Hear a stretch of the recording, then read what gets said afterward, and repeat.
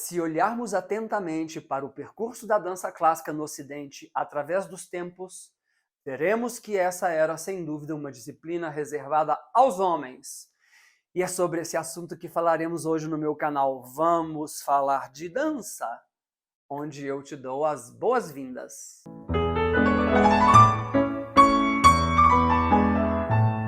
Na Itália dos séculos XV e XVI, a dança era o instrumento privilegiado de celebrações da glória dos príncipes.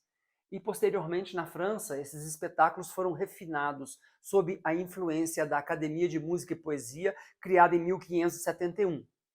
Quando o futuro rei Luís XIV, aos 13 anos, fez sua primeira aparição no palco, ele, como muitos outros cortesãos, já vinha se submetendo a treinamento diário em dança.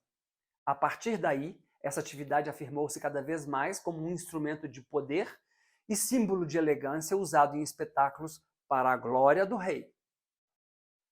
A Real Academia de Dança foi fundada em 1661 sob a responsabilidade de Pierre Beauchamp, mestre de dança do rei.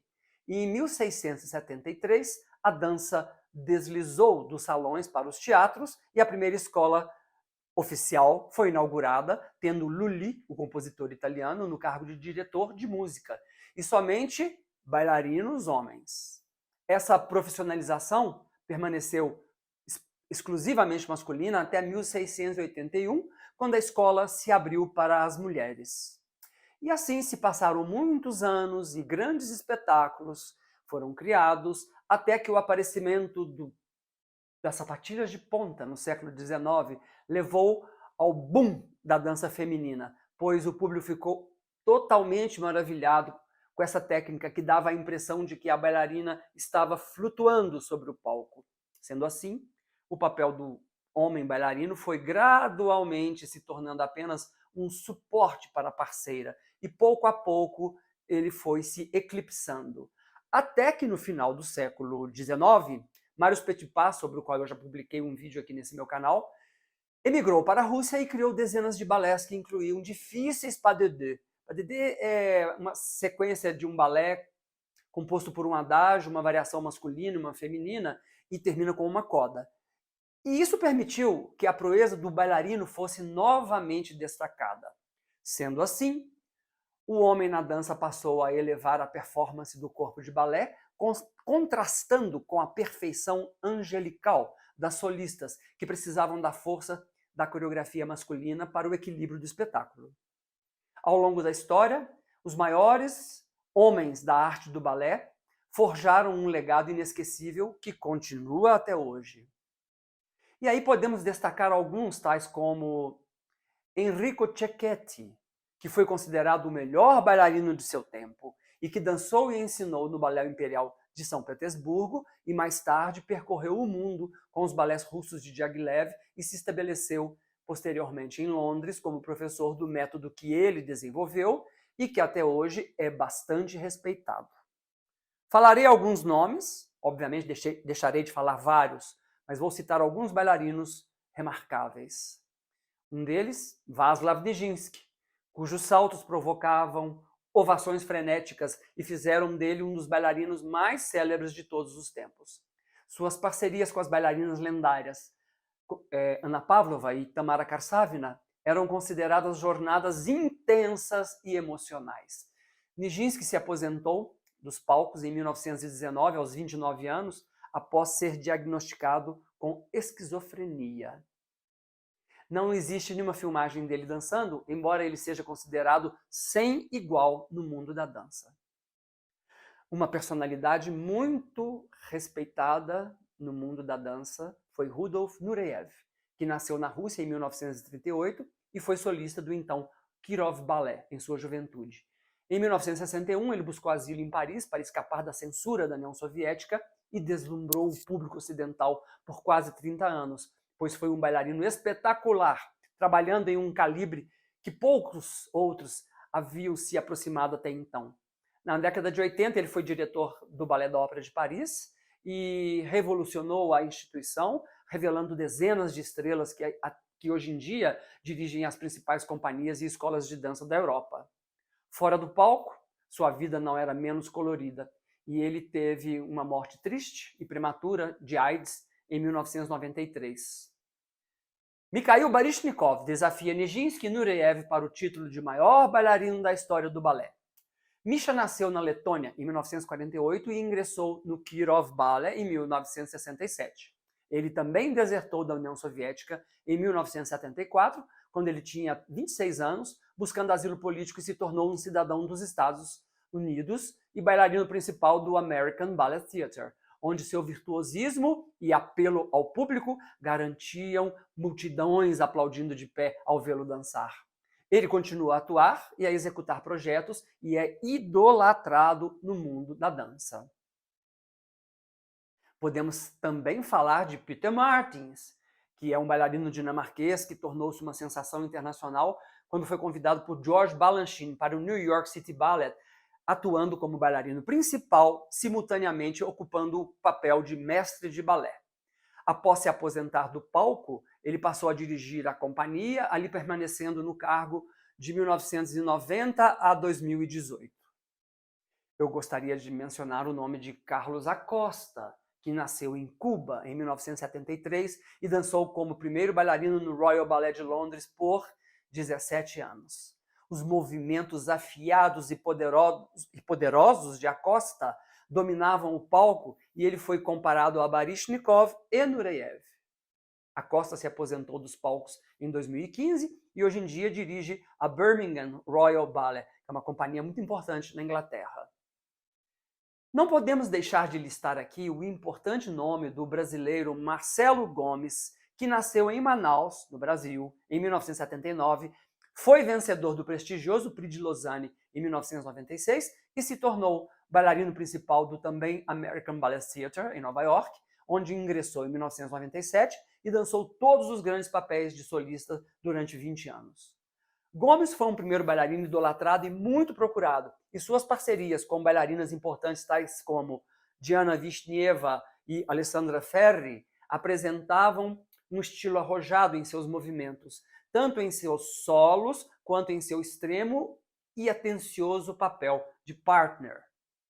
Há muitos outros bailarinos para serem citados, mas aí o vídeo duraria horas. E esses são apenas alguns exemplos de proeminentes bailarinos clássicos que se destacaram especialmente no século XX. Paralelamente a tudo isso, a dança moderna e contemporânea estão se desenvolvendo e dando espaço igual aos corpos femininos e masculinos. Apesar de tudo, ainda hoje, a dança continua sendo uma disciplina predominantemente feminina. A dança clássica ainda luta para se popularizar entre os homens. Razões puramente econômicas, sociais e culturais que podem explicar essa herança histórica, que eu não pretendo entrar aqui em pormenores. Morfologicamente falando, os homens têm maiores habilidades de salto e giro, e dançarinos clássicos precisam ser fortes muscularmente. Falando assim, estou falando porque eles precisam realizar movimentos muito fortes, bem como os famosos lifts, que é quando o bailarino carrega a bailarina. E também eles precisam mostrar extrema flexibilidade em saltos e em coreografias neoclássicas.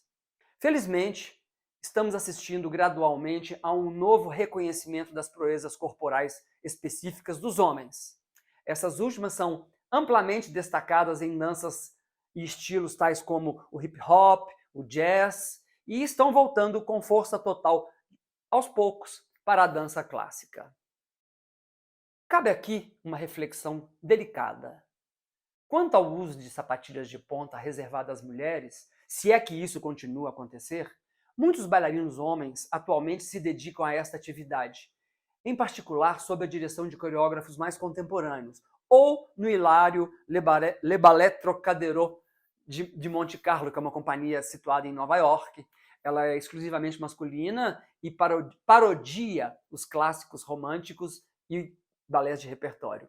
Mas aí você me pergunta, mas fazem sapatilhas de ponta para homens? Embora seja incomum, os homens de fato dançam de ponta em algumas ocasiões. Esta é de longe a exceção e não a regra. No entanto, e há uma série de razões para isso, por causa do peso colocado nos dedos dos pés durante a dança de ponta, as lesões são comuns. Há de se ter muito cuidado e treino intenso para se alcançar um grau mínimo de excelência nesse campo pelos rapazes. Apesar de os pés e pernas das mulheres serem muitas vezes mais flexíveis que os dos homens, de acordo com profissionais da área de medicina e da ciência da dança, não há uma razão física ou médica para que homens não devam realizar em pontas. Então isso pode ser uma razão puramente uma escolha estética, e esse pode até, eu acredito, ser assunto para um outro vídeo, homens nas pontas. Por fim, podemos quase afirmar que os homens conduzem a dança, pois se eles estão em minoria nas aulas, nas escolas, por outro lado, estão em maioria, seja como coreógrafos ou diretores à frente de companhias estatais e instituições privadas pelo mundo inteiro.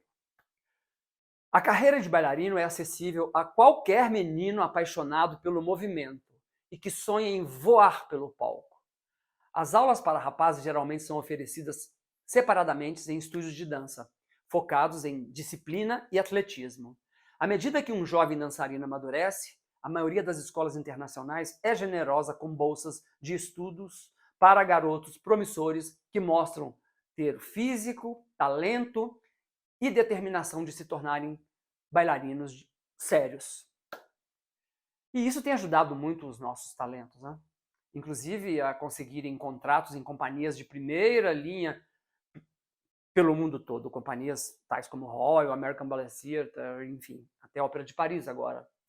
Devemos estimular os nossos jovens a descobrir o maravilhoso mundo da dança e o quanto ele tem a oferecer no campo das realizações pessoais e sociais, sem contar as conquistas dos planos cultural e espiritual. Eu torço muito para o aparecimento de novos rapazes na dança em todas as escolas do Brasil. Bom, eu fico por aqui e te desejo tudo de bom, com muita dança, e não deixe de conversar sobre esses assuntos. Isso fará a dança crescer em nosso país. Se você gostou desse vídeo, dê o seu like, inscreva-se e compartilhe o canal. Se quiser, pode enviar também sugestões de assuntos nos comentários que eu tentarei responder com o maior prazer. Eu agradeço pela sua atenção, de ter ficado até aqui, e me despeço com um até breve. Fui!